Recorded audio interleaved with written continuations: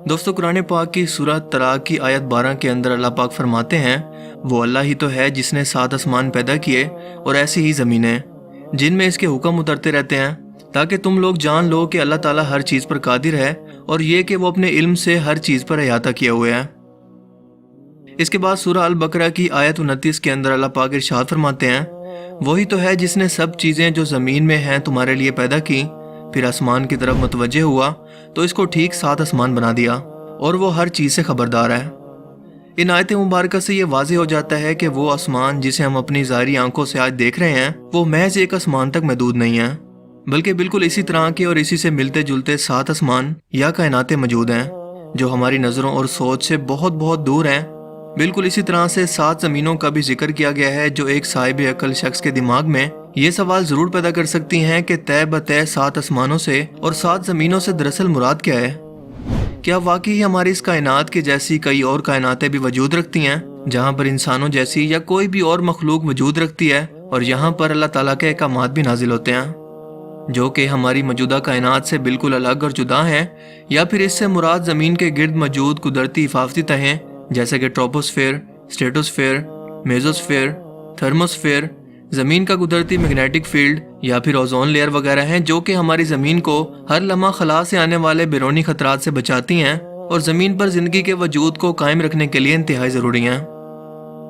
जहाँ तक आसमानों की बात है तो इस बात के अंदर कोई शक नहीं कि 7 आसमानों से मुराद हमारे आसमान जैसे 6 और जहाँ भी हैं जिसका वाज़े तौर पर जिक्र कुरान करीम के अंदर कई मकामात पर किया गया है।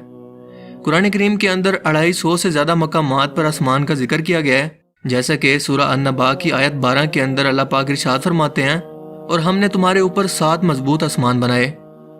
बिल्कुल इसी तरह से सूरह अल इसरा की आयत 44 के अंदर अल्लाह पाक ने मजीद फरमाया, सातों आसमान और ज़मीन के अंदर जो लोग भी हैं सब की सब इसकी तस्बीह बयान करते हैं और मखलूकात में कोई भी चीज़ नहीं मगर इसकी तारीफ के साथ तस्बीह करती है, लेकिन तुम इसकी तस्बीह को नहीं समझते। बेशक वो बुर्दबाद गफ़ार है।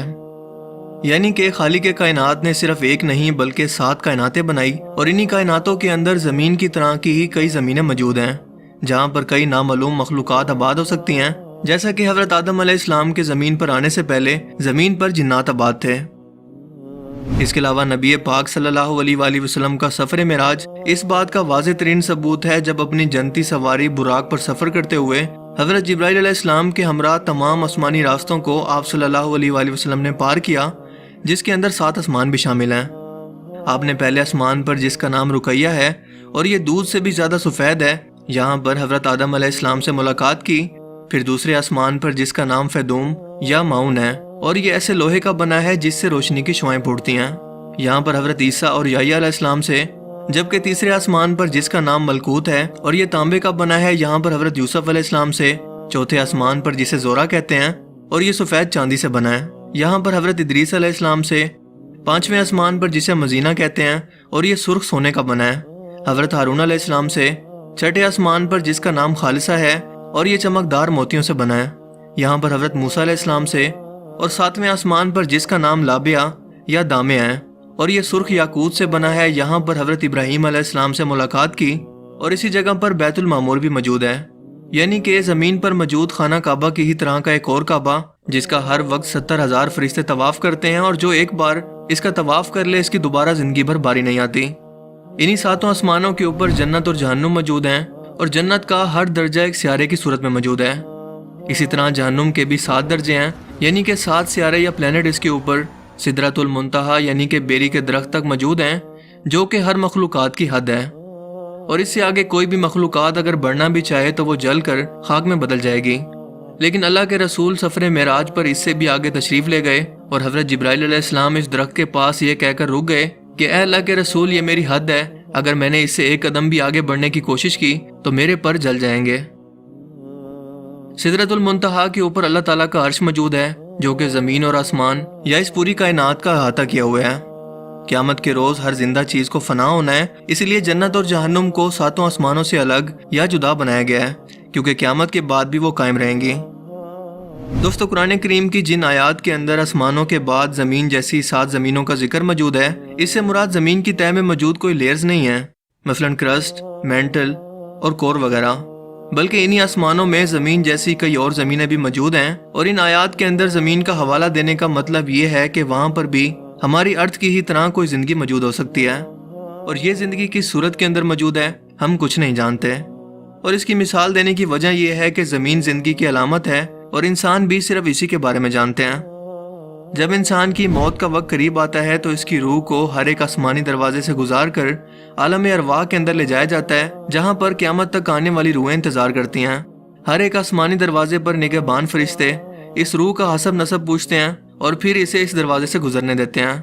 जैसा कि सफ़र मेराज पर हज़रत जिब्राइल अलैहिस्सलाम ने नबी पाक सल्लल्लाहु अलैहि वसल्लम का हर एक आसमान पर तारुफ करवाया और इन निगहबान फरिश्तों ने खुशामदीद कहकर दरवाजे खोल दिए। हदीस मुबारका के अल्फाज हैं कि पहले आसमान के मुकाबले में दूसरा आसमान इतना बड़ा है जैसे किसी सहरा के अंदर एक अंगूठी मौजूद हो। एक बड़े सहरा के अंदर मौजूद एक अंगूठी की हैसियत क्या हो सकती है, यकीनन आप भी इसका अंदाज़ा लगा सकते हैं, यानी कि ना होने के बराबर। इसी तरह मजीद फरमाया कि दूसरा आसमान पहले आसमान के मुकाबले में इतना बड़ा है कि दूसरे आसमान को सिरा समझ लो और पहले आसमान को एक अंगूठी जो इस सिरा के अंदर मौजूद है। और इसी तरह से सातों आसमानों के बारे में आपने यही बयान किया कि इन सातों आसमानों के अंदर हर एक आसमान दूसरे आसमान से साइज के अंदर नाकाबिले यकीन हद तक बड़ा है, जिसके ऊपर अल्लाह का अर्श मौजूद है, और अल्लाह का अर्श इतना बड़ा है कि 7 आसमान इसके सामने सिरा में पड़ी हुई एक अंगूठी के साइज के बराबर हैं।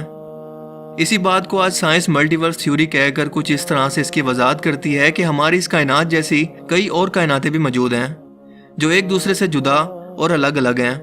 इस पर दुनिया के सभी साइंटिस्ट यकीन रखते हैं, जिसे मशहूर कॉस्मोलॉजिस्ट डॉक्टर एलन गुथ ने न्यूमेरिकल कैलकुलेशन से साबित किया और बताया कि जिस कायनात को हम अब तक सब कुछ समझ रहे थे वो दरअसल हमारी इस पूरी कायनात का एक छोटा सा टुकड़ा भी नहीं है, जिसे हम ऑब्जर्वेबल यूनिवर्स कहते हैं,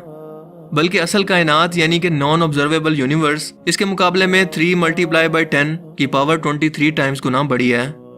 यानी कि ऐसी कायनात जिसे हम ना तो देख सकते हैं, ना ही इसका मुशाहदा कर सकते हैं और ना ही कभी इसे देख पाएंगे। ऑब्जर्वेबल यूनिवर्स जिसका हम अब तक मुशाहदा कर पाए हैं, इसका साइज है 46.5 बिलियन लाइट ईयर, जिसे अगर डॉक्टर एलन के मुताबिक एक्चुअल यूनिवर्स के साइज यानी कि 3 × 10 की पावर 23 से मल्टीप्लाई करें तो पहले आसमान का असल साइज सामने आता है, जो कि 4.28 × 10 की पावर 23 बनती है। यानी कि एक आसमान से दूसरे आसमान तक की दूरी, जहां तक पहुंचने का वक्त नापने के अंदर शायद वक्त का पैमाना ही कम बढ़ जाए, जहां तक इंसान पहुंचने का तसव्वुर भी नहीं कर सकता। बल्कि हकीकत तो यह है कि वो अपने करीब तरीन चांद पर भी जाने के काबिल नहीं हो सका। 7 आसमानों पर पहुंचने के बारे में सोचना तो किसी बेवकूफ़ी से कम नहीं। कायनात की वसअत अल्लाह ताला की बेपनाह कुदरत की निशानी है कि इस कदर पावर और टेक्नोलॉजी के हसूल के बावजूद इंसान पहले आसमान तक का सिरा तक नहीं ढूंढ पाए। खुद कुरान करीम ने चैलेंज किया है कि इंसान आसमान और ज़मीन के दायरे से बाहर नहीं निकल सकता जहां तक इसकी हद मुकर्रर है। दोस्तों, किसी चीज़ का आंखों से नज़र ना आना इस बात की दलील नहीं है कि वो चीज़ दरअसल मौजूद ही नहीं है, क्योंकि हमारी इस दुनिया के अंदर भी बहुत सारी ऐसी चीज़ें हैं जिन्हें हम ना तो देख सकते हैं और ना ही छू सकते हैं, लेकिन वो हकीकत के अंदर मौजूद हैं और हम इन चीज़ों को सिर्फ इसलिए मानते हैं कि ये हमारे मुशाहिदे की चीज़ें हैं और हम मुशाहिदे का इनकार नहीं कर सकते।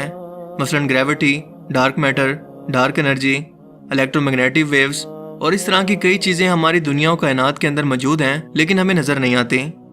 7 आसमानों का तसव्वुर भी ज़रा मुख्तलिफ नहीं है, क्योंकि वो हमारी नज़रों से किसी मसलत की वजह से पोशीदा हैं। इस अजीम शान कायनात की तख्लीक के बारे में दुनिया का तकरीबन हर शख्स बिग बैंग थ्योरी पर यकीन रखता है, जिसके मुताबिक हमारी कायनात एक नथिंग पॉइंट से एक सिंगुलैरिटी के अंदर बंद थी, जिसका मैस अनलिमिटेड था और ग्रेविटी हद से ज़्यादा। सो ये एक बड़े धमाके से फट कर बिखर गई, जिससे मौजूदा कायनात, स्टार्स, गैलेक्सीज और नेबुलास वगैरह सब कुछ बना।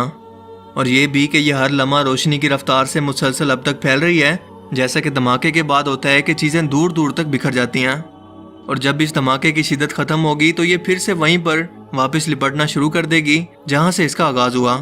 इसी बिग बैंग के बारे में कुरान करीम आज से 1400 साल पहले बयान करता है कि क्या काफिरों ने नहीं देखा कि आसमान और ज़मीन दोनों मिले हुए थे, तो हमने इनको जुदा जुदा कर दिया और तमाम जानदार चीज़ें हमने पानी से बनाई। फिर ये लोग ईमान क्यों नहीं लाते?